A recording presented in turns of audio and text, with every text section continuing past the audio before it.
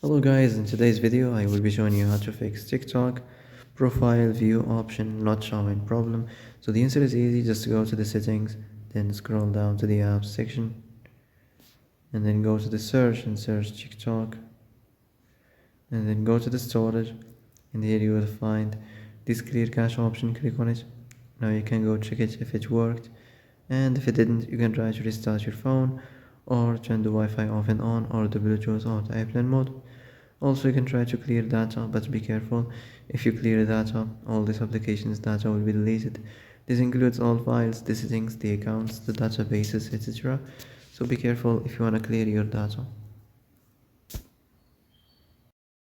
And that's it for today's video. I hope this is the answer you've been looking for.